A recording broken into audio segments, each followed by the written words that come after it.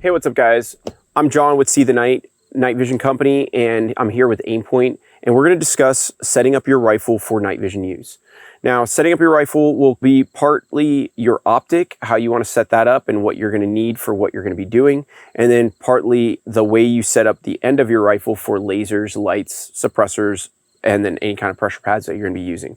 So we'll talk about some different setups that we set up here, but just know that there is always more and other options out there. So this definitely isn't the end all be all, but it gives you some idea on how you like to set things up or how you can.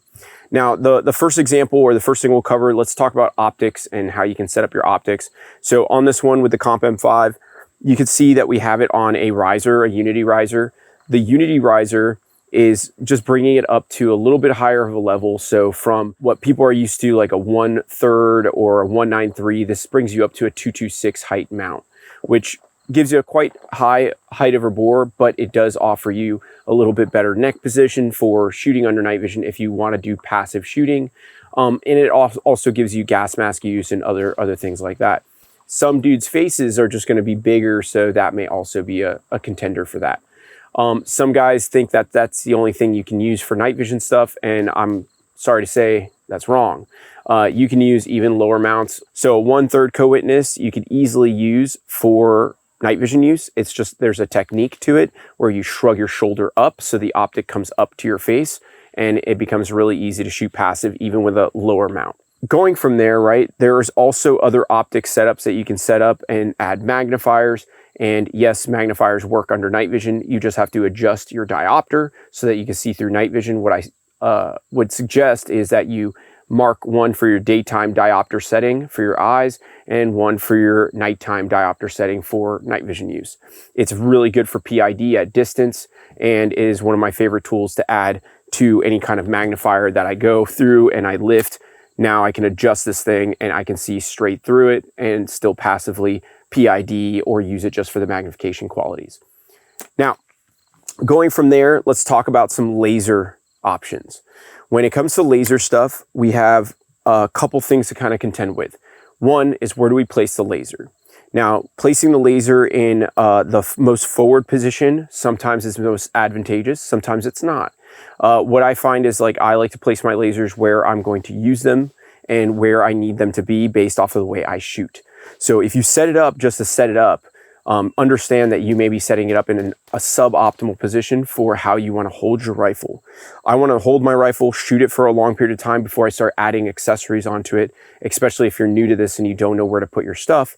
I want to make sure I put it in a place that makes sense for how I shoot, because that's the end all be all. I want to be able to shoot well and at a high level.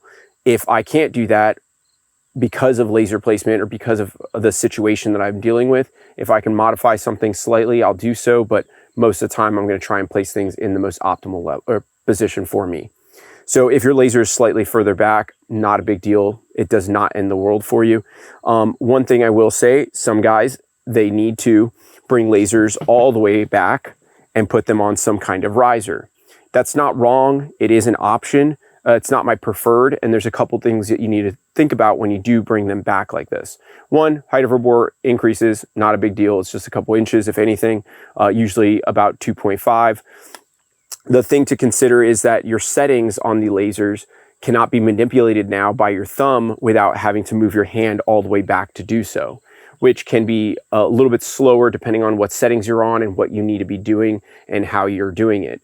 The other thing is you need to think about like how you're putting your switches on the system.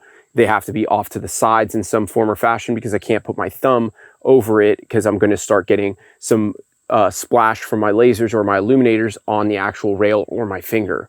Especially with white light use, I'm going to want to put my white light switch in some spot that's not going to affect my laser if I want to use them in conjunction, like with a dual switch of some sort, like synced. If I do want to use them separate, you can set them up however you want, but it's just an option and it's something to kind of think about.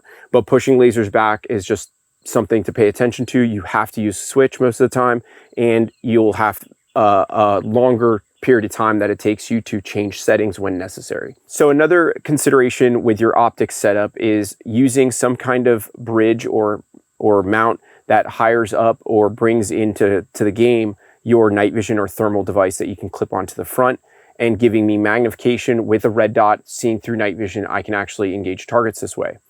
One thing to think about when you're doing this is that if you're viewing things with your night vision tubes on your head, you're gonna have to flip them out of the way when you use it. So if you identify something and you go to use this to like engage for some reason, you wanna shoot it all passive in this way, you're gonna have to lift up your night vision, and you have to have enough illumination out there to see things. The benefits to this is that PID becomes really, really easy, because now you're seeing in the dark with a lot of magnification, and you could also use your red dot in conjunction with that. Very fun, very easy way of using it. Another way to set this up is if we took these two things off, right, your Aimpoint and your magnifier off, you could put an LPVO and use a UNSSR on a longer rail and things like that. So just another option, another thing to show you guys on how to use them. These UNSs are available on seethenight.com as well, and we refurb them with nice clean tubes, which is kind of something to pay attention to. And overall, just another way of setting up your stuff. So that's setting up your rifle for night vision use, guys. Something to consider is making sure that you're paying attention to your environment, the situation, and the things that you're going to be using your rifle for. That way you can set it up appropriately for your needs. So if you guys have any questions on night vision stuff, please come see us at seethenight.com, or anything with red dots or magnifiers, go check out aimpoint.us. Take care.